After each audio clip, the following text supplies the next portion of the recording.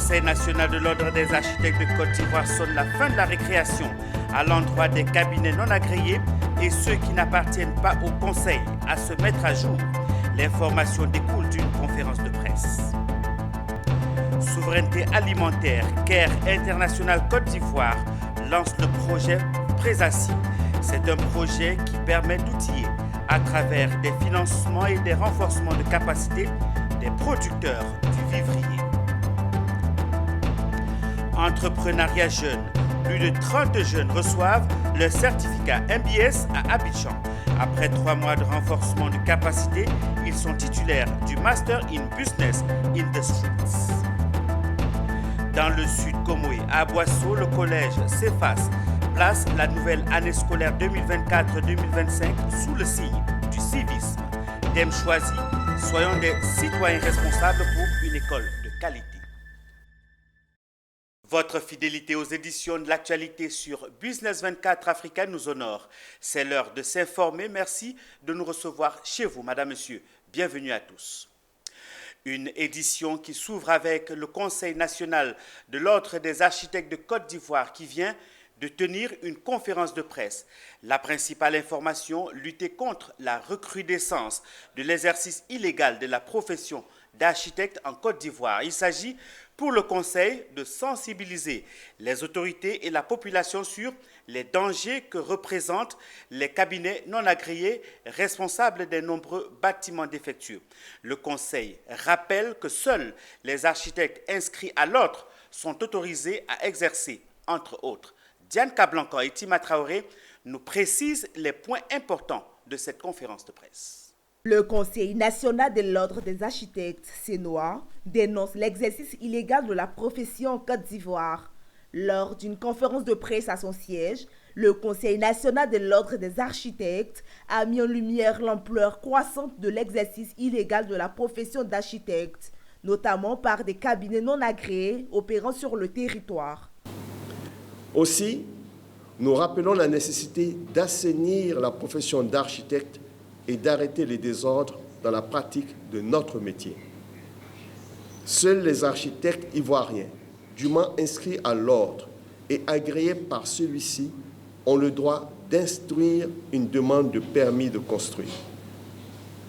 Après une accalmie, nous assistons à une profusion de plus en plus notable de cabinets illégaux.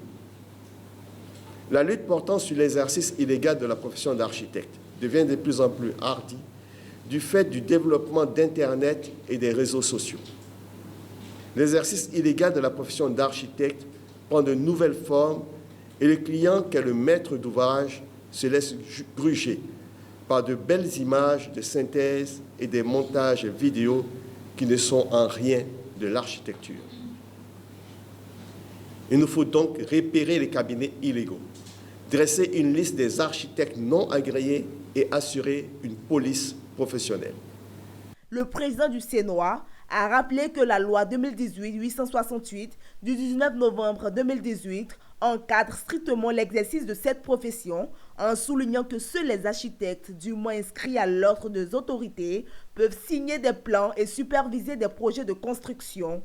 Le CNOA a dénoncé la prolifération des cabinets illégaux, souvent dirigés par des architectes étrangers ou des dessinateurs dont les réalisations sont responsables de nombreux édifices défectueux ou effondrés, en particulier dans le district du Grand Abidjan. On doit le vérifier et que des sanctions puissent être prises si ce comportement était avéré.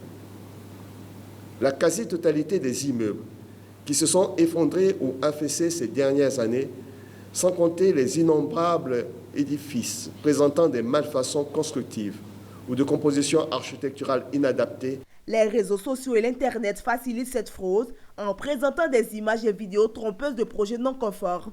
Le CNOA a également insisté sur la différence de rôle entre les architectes d'intérieur, les dessinateurs en bâtiment, rappelant que seuls les premiers sont habilités à mener des projets de construction.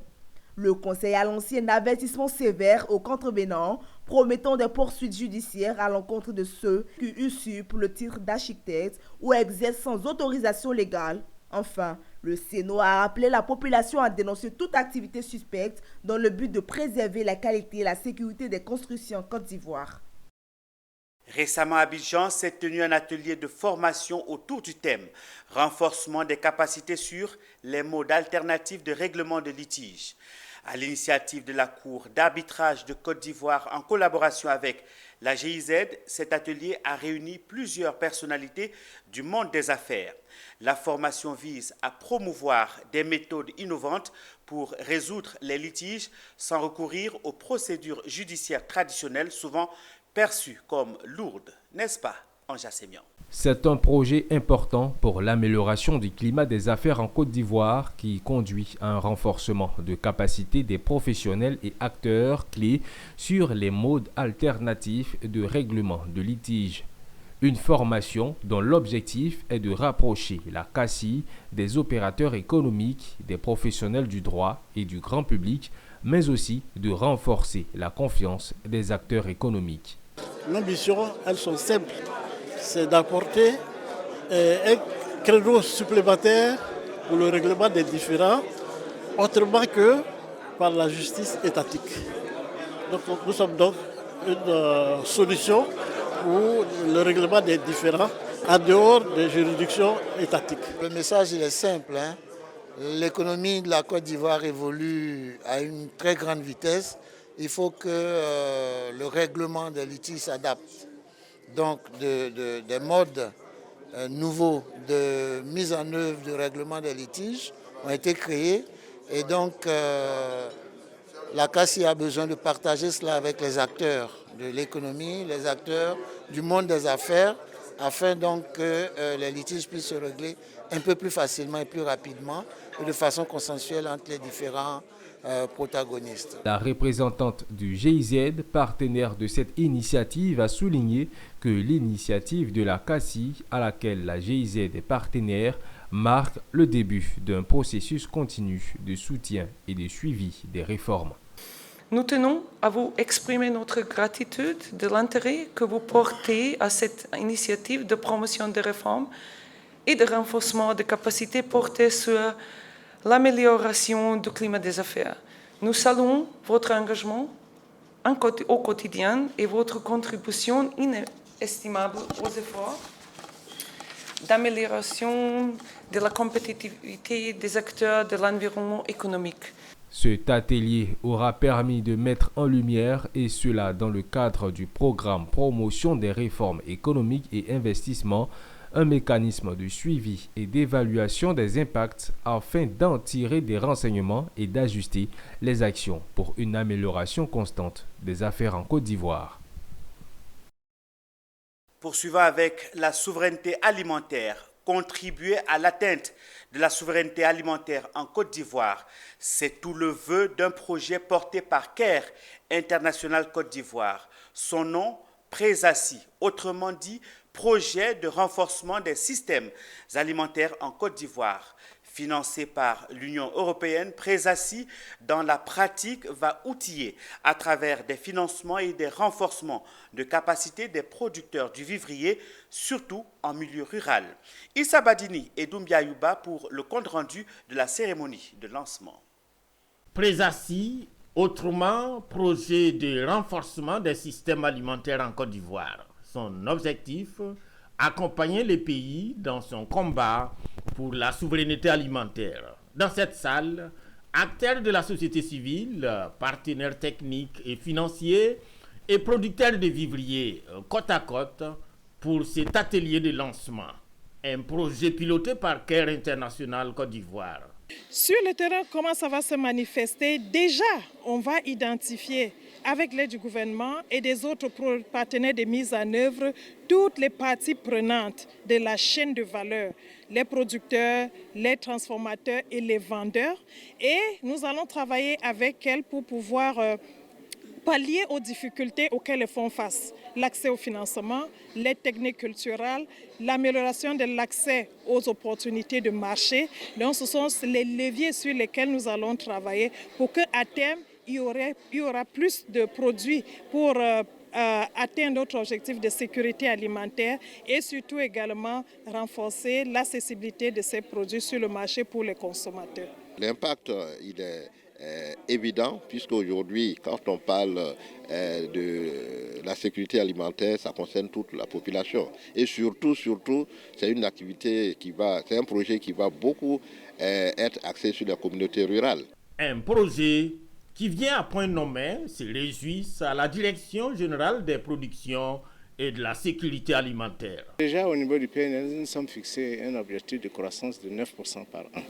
Alors ce projet viendra effectivement nous aider dans ce sens. Et nous pensons qu'au terme du projet, bien entendu, on aura une valeur ajoutée de plus de 9%.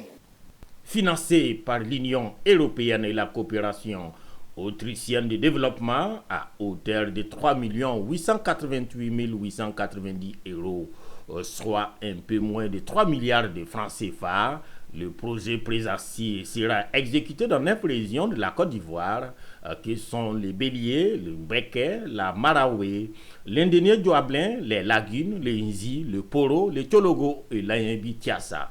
Dans son viseur, 4 résultats clés en lien avec la gouvernance inclusive, la vulgarisation agricole durable, l'accès aux intrants agricoles et aux informations sur les marchés et l'accès aux produits financiers.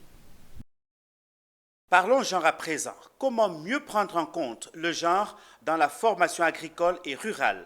C'est la préoccupation à laquelle voudrait répondre le réseau international phare et le laboratoire d'innovation sur le genre en Afrique. Un séminaire de 3 jours ici à Abidjan pour analyser les contraintes des femmes dans la formation agricole et l'insertion. Nos reporters Djekou De Silva, Zénab Dosso et Ezekiel Seri étaient à l'ouverture du séminaire international à Abidjan. Reportage. Ils sont venus des 16 pays membres du réseau international de la formation en agriculture rurale. Il s'agit entre autres du Burkina Faso, de la Guinée, du Maroc, de la France et des États-Unis. L'objectif est de participer au séminaire sur la formation du genre en agriculture rurale. Et pour cause, les femmes constituent une moyenne mondiale de 24%.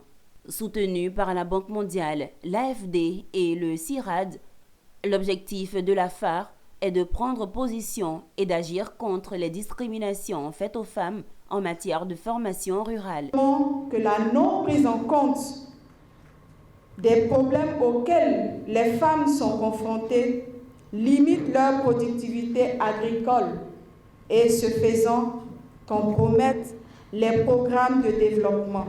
Selon la FAO, elle est formée à éradiquer la faim et la pauvreté sans autonomiser tant les femmes que les hommes dans le système alimentaire. À cette rencontre mondiale du réseau international des membres de la phare, formation en agriculture rurale, qui va durer 3 jours, certains participants ont donné l'expérience de leur pays d'origine. Pour nous, agriculteurs, surtout moi agriculteur, c'est une thématique qui est très importante dans la mesure où ça, dans nos exploitations, puisque nous défendons l'exploitation familiale agricole, la majeure partie des exploitations sont des exploitations familiales où ça, la majeure partie des travailleurs, ceux qui sont employés, qui participent aux activités agro-silvo-pastorales, sont les femmes. Il y a beaucoup de femmes qui sont dans l'agriculture, mais leurs capacités ne sont pas tellement renforcées, ce qui fait que dans la formation agricole et rurale, les femmes sont sous-représentées. Les établissements de formation professionnelle, on est nombreux.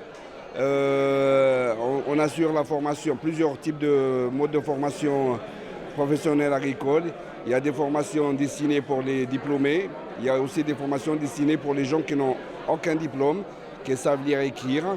Et donc on est membre depuis plus d'une dizaine d'années au réseau international phare, que moi-même j'occupe la vice-présidence de ce réseau, chargé de partenariat. Et on est là aujourd'hui pour partager notre expérience au Maroc en termes de genre, en termes d'améliorer l'accès des femmes à la formation agricole et rurale. Et on est fiers de l'être. Pour ces 3 jours, 3 groupes seront constitués. Le premier va réfléchir sur comment favoriser l'accès des femmes à la phare. Le deuxième sur la possibilité de repenser la formation agricole et le troisième doit adresser les contraintes de temps au sein des ménages. Vous suivez Business 24 Africa. Intéressons-nous à la filière bétail-viande. Le président du conseil d'administration de l'interprofession bétail-viande gros ruminant de Côte d'Ivoire, Isiaka Sawadogo, était sur le site devant abriter le nouveau parc à bétail d'Anyama. Il avait à ses côtés ses collaborateurs, les autorités locales d'Anyama et Oscar Rabo, directeur de cabinet du ministre gouverneur du district autonome d'Abidjan. Les détails avec Zénab Dosso. Sur le site devant abriter le nouveau parc à bétail d'Anyama, Isiaka Sawadogo et les acteurs de la filière bétail-viande en visite. Objectif, montrer aux acteurs du secteur bétail et viande de Côte d'Ivoire que la volonté du gouvernement de leur offrir un espace à Anyama pour leur installation définitive est une réalité. Ils étaient plusieurs dizaines de vendeurs, de marchands, d'éleveurs et de transformateurs à répondre à l'invitation du président du conseil d'administration de l'interprofession bétail-viande gros ruminant de Côte d'Ivoire. Occasion pour Isiaka Sawadogo d'inviter chacun à venir s'installer et travailler en toute sécurité. L'objectif de cette visite, c'est pour montrer à l'opinion nationale et internationale que ce que le gouvernement ivoirien a promis aux acteurs sur tous les déplacements de bateaux de Port-Boué à Nyama, c'est une réalité.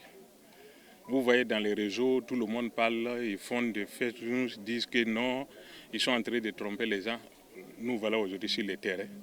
Moi de j'ai là, ce n'est pas moi de vendre. Vous les journalistes, le presse, c'est à vous maintenant de faire passer les messages pour dire que l'État a respecté ses engagements.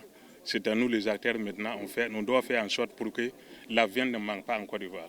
Les acteurs de la filière bétail-viande ont été rassurés par le directeur des services techniques au district d'Abidjan. Il a indiqué que ce site a été déclaré d'utilité publique depuis 2014 et que tout cela s'inscrit dans la lutte contre le désordre urbain. C'est dans une ambiance bon enfant que les acteurs de la filière bétail ont quitté le site du futur parc à bétail d'Anyama qui s'étend sur plus de 200 hectares en ayant à l'esprit que bientôt ils s'y installeront pour exercer leur activité.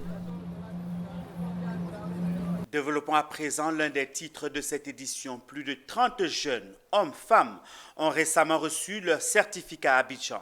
Ces jeunes viennent de différents secteurs d'activité et après 3 mois de renforcement de capacité, ils ont obtenu leur MBS, Master in Business in the Streets. Leurs certificats leur ont été remis récemment à Abidjan. Mon désir, Nascimento, pour le compte-rendu. C'est la fin d'un parcours de 3 mois de formation intense pour la 3e promotion des auditeurs de Interwave Solutions. Un parcours pour une trentaine de jeunes qui ont reçu des formations pratiques axées sur l'administration des affaires, l'entrepreneuriat, la gestion d'entreprise, l'amélioration de la vie personnelle et familiale. Ils ont tous reçu des rudiments nécessaires pour lutter efficacement contre le chômage, mais aussi créer de la valeur ajoutée. Toute chose qui va faire baisser le taux de pauvreté, l'autre combat du RACI, Réseau des ambassadeurs du succès en Côte d'Ivoire, qui a dispensé ces formations aux auditeurs. Sadia Zouzou, président du conseil d'administration du RACI, a invité les impétrants à s'appliquer tout en créant des impacts positifs pour la Côte d'Ivoire. Cette formation elle est très importante parce que, comme vous savez très bien, qu'en Côte d'Ivoire, ici, environ 70% de l'économie est informelle. Donc l'objectif, le problème que vient résoudre le programme Master of Business Industries, c'est-à-dire maîtrise des affaires dans la rue, est de faire en sorte que les personnes qui exercent des activités de génération des revenus, les toutes petites entreprises, les PME, puissent avoir l'opportunité de se former et avoir le rudiment pour formaliser les activités génératrices de revenus, de sorte qu'elles deviennent des petites entreprises, qu'elles deviennent des grandes entreprises, demain parfois des multinationales. Donc l'objectif, c'est de permettre aux gens d'avoir cette formation-là pour réduire la pauvreté. La remise de certificats a eu lieu en présence de chefs d'entreprise partenaires venus partager leurs expériences avec les auditeurs, tous heureux. Dans les cours, il y a un module où on parle de définir les huit premières étapes de nos vies. C'est-à-dire tu dois donner par étapes les premières choses que tu voudrais faire dans ta vie et puis donner la dimension, c'est-à-dire te noter toi-même en fonction de cela. C'est-à-dire ta vie au niveau économique, au niveau familial, au niveau financier. Et vraiment la partie m'a marqué. Pourquoi? Parce que ça te permet de bien structurer ta vie. Le plan au niveau de la gestion budgétaire de la famille, plan familial. Auparavant, je n'arrivais pas à bien contrôler mes dépenses au niveau de mon ménage et ça créait des histoires en griffe avec l'époux. Mais maintenant, je crois que tout est mis sur plan. Depuis que j'ai commencé la formation, tout roule. Tout est parfait avec monsieur. Donc, je suis vraiment contente. Nous sommes dans un monde où tout le monde doit penser à l'entrepreneuriat si on veut vraiment que notre continent puisse se développer. L'entrepreneuriat est le seul moyen pour nous aujourd'hui de participer accroissement au développement de notre continent. Et si on trouve des structures qui s'engagent, qui se donnent pour former ces jeunes-là en entrepreneuriat, je pense que c'est vraiment une opportunité et c'est des choses vraiment à encourager. Il est bon de souligner que les responsables du RACI, Réseau des ambassadeurs du succès en Côte d'Ivoire, ont annoncé la rentrée de la prochaine promotion pour le 5 octobre 2024. L'actualité à l'intérieur de la Côte d'Ivoire à présent. Allons prendre les nouvelles de Danané.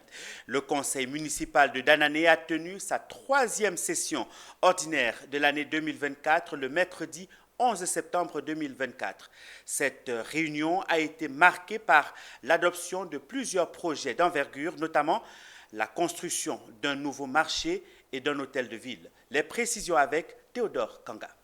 Lors de ces assises, le programme triennal 2025-2027 de la commune a été examiné et adopté à l'unanimité par les conseillers présents. En outre, l'état d'exécution du budget 2024 a également été présenté, témoignant d'une gestion transparente et efficace. Parmi les projets phares présentés par le maire figurent la construction d'un hôtel de ville moderne et d'un nouveau marché pour revitaliser le commerce local. Ces projets ont suscité l'enthousiasme des populations présentes. On est très contents. Mais Khalifa, vraiment, il est en train de travailler à grandeur. C'est tout ce qu'il est en train de faire là, on est content. Il a seulement associé. Le seul maire qui le dit, même s'il n'a pas encore le sollicite. Je crois que Dieu l'assiste et nous donne toutes les forces et qu'on converge dans le même sens afin de réussir ce projet-là. C'est un joyau que toute la population de Danané attend. Le maire Khalifa a exprimé son ambition de faire de Danané la ville la plus propre de l'Ouest, un lieu où il fait bon vivre. Dans cette optique, il a également annoncé la construction d'un foyer pour jeunes filles, une initiative visant à soutenir l'éducation et l'autonomisation des jeunes femmes du département. Et il faut dire que tous ces projets qu'on a cités aujourd'hui font partie intégrante du programme qu'on a présenté, qu'on a intitulé Nouvelle Vision pour Danané lors des élections municipales passées. Et il faut dire qu'on prévoit aussi la construction d'un foyer des jeunes filles pour lutter contre les grossesses en milieu scolaire, parce que nos jeunes sœurs qui viennent des villages n'ont souvent pas de tuteurs en ville, elles sont livrées à elles-mêmes. Ces actions ont été largement applaudies par les participants à cette réunion. Le maire a souligné que ces projets s'inscrivent dans sa vision pour la ville, intitulée Nouvelle Vision de Danané. Un programme ambitieux conçu pour booster le développement et répondre aux attentes des habitants. Notre objectif, c'est vraiment réussir ce pari-là, de faire de Danané une ville propre, une ville où il fait bon vivre. La session s'est conclue sur une note positive, avec l'engagement renouvelé des conseillers à travailler main dans la main pour le bien-être des habitants de Danané. L'actualité à Bandoukou dans le nord-est de la Côte d'Ivoire. Dans le district du Zanzan, le modèle de développement local inclusif Modeli a été présenté aux élus locaux, aux populations du Gontougo, précisément à Bandoukou. C'était à l'occasion d'un atelier de vulgarisation. Cet outil de développement innovant est un projet de l'État de Côte d'Ivoire à travers le ministère de l'Intérieur et de la Sécurité et soutenu financièrement par la coopération japonaise. On voit cela avec Anissé Kwadjo, notre correspondant dans le Gontougo.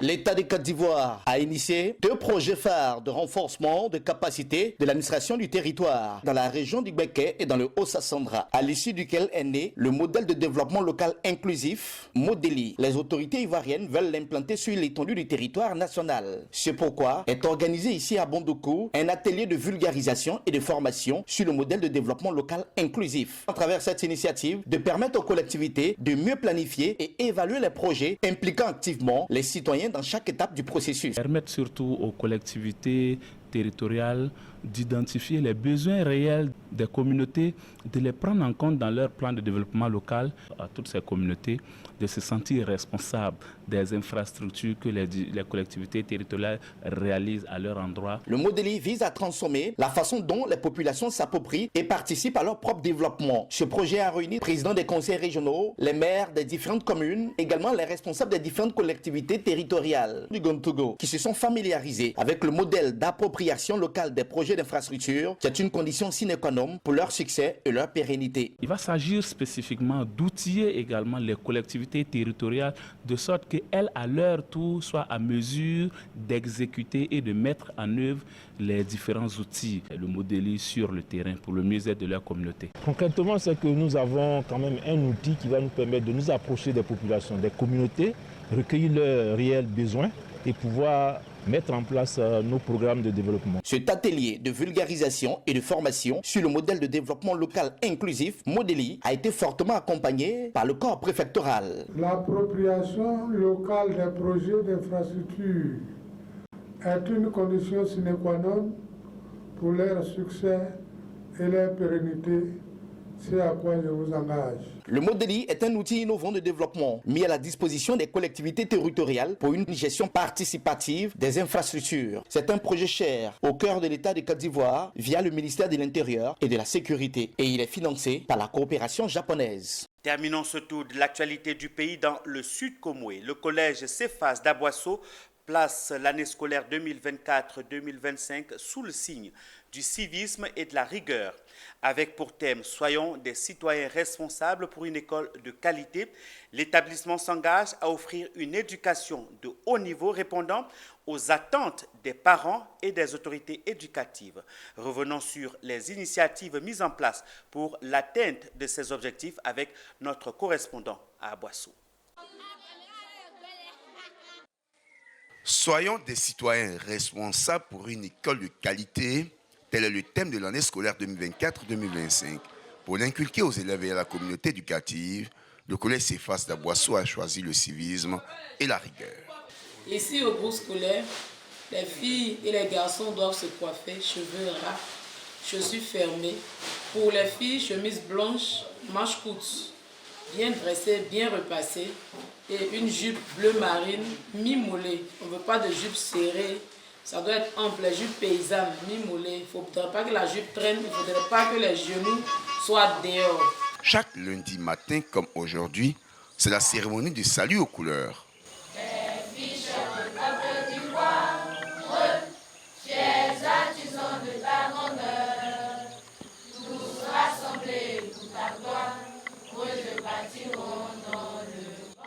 Le choix de l'établissement d'apporter une éducation de qualité faite de manière rigoureuse rencontre l'assentiment de plusieurs parents d'élèves. J'ai choisi Cephas parce que c'est une école d'excellence. En tout cas, les élèves sont bien suivis dans cette école. Pour la classe de 6e, ma fille a eu de bonnes moyennes. Jean-Claude Ekponon est le fondateur de l'établissement. L'objectif de cet ancien fonctionnaire, donner à la Côte d'Ivoire des cadres compétents à travers un enseignement de qualité, comme le souhaite la ministre de l'Éducation nationale. Penser à l'école, à nos enfants, aux populations. Oui, aujourd'hui, c'est vrai, je suis au bureau. Et je suis en contact avec les populations, avec les enfants, pour suivre les consignes de Madame le ministre de l'Éducation nationale.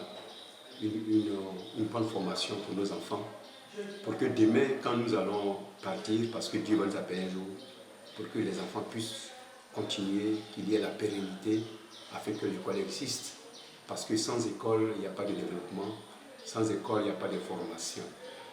Et ici, au Cephas, nous sommes rigoureux dans le travail.